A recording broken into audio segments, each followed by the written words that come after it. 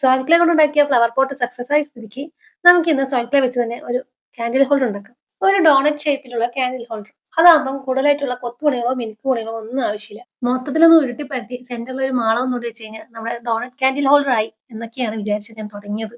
Clay ഒക്കെ ഒന്ന് ഉരുട്ടി ഒന്ന് സെറ്റാക്കി വയ്ക്കുമ്പോഴേക്കും താ വന്നു പവർ കട്ട്. ഇനിയിപ്പം പവർ വന്നിട്ട് വീഡിയോ എടുക്കാന്ന് വെച്ച് കഴിഞ്ഞാൽ എന്റെ ടേബിളും കൈയും തൊട്ട് എല്ലാവിടെയും ക്ലേ മയമാണ്. സോ എവിടെ നിന്നൊക്കെയോ തപ്പിപ്പിടിച്ച് ഒരു എമർജൻസി ലാമ്പും കത്തിച്ച് വെച്ചിട്ടാണ് ബാക്കിയുള്ള പണി തുടങ്ങിയത്.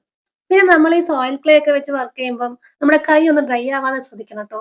കാരണം ഞാൻ ഈ എമർജൻസി ലാമ്പും തപ്പിപ്പിടിച്ച് പോയിട്ട് എന്റെ കൈ മൊത്തത്തിൽ ഡ്രൈ ആയി. പിന്നീട് ഇതിൽ വന്ന് ഓരോ ഷേപ്പിങ് ചെയ്യുമ്പം അതിന്റെ ആ ടെക്സ്ചർ നല്ലോണം വ്യത്യാസം വന്നിട്ടുണ്ടായിരുന്നു. ആ സ്മൂത്ത് ആയിട്ട് ഒരു ഫിനിഷിങ് കിട്ടുന്നുണ്ടായിരുന്നില്ല. പിന്നെ കൈയൊക്കെ ഒന്ന് വെറ്റാക്കിയിട്ട് മൊത്തത്തിലൊന്ന് വെള്ളം തൊട്ടൊന്ന് സ്മൂത്ത് ചെയ്ത് കൊടുക്കാട്ടോ ചെയ്തത്.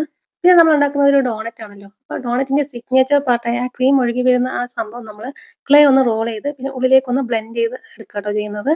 അപ്പൊ എനിക്ക് എങ്ങനെ പറയാന്നറിയില്ല. നിങ്ങൾക്ക് വീഡിയോ നോക്കുമ്പോൾ മനസ്സിലാവും. പിന്നെ ക്ലേ നല്ലോണം ചെറുതായി ഒന്ന് റോൾ ചെയ്തിട്ട് ഇതുപോലെ സ്പ്രിങ്കിൾസ് വെച്ച് കൊടുക്കുന്നുണ്ട് കേട്ടോ. ഇതിപ്പോ കാണാൻ ഡോണറ്റ് പോലെയൊന്നും ഇല്ലെങ്കിലും നമ്മൾ ഡ്രൈ ആയ ശേഷം പെയിന്റ് ചെയ്ത് ഏകദേശം ഡോണറ്റ് ആക്കി എടുക്കുന്നതായിരിക്കും. ഇത് ഡ്രൈ ആയ ശേഷമുള്ള പെയിന്റിങ് ഇനി ഒരു വീഡിയോ ആയിട്ട് കാണിക്കാം കേട്ടോ. അപ്പൊ ആ ലൈക്കും സബ്സ്ക്രൈബും മറക്കരുത്.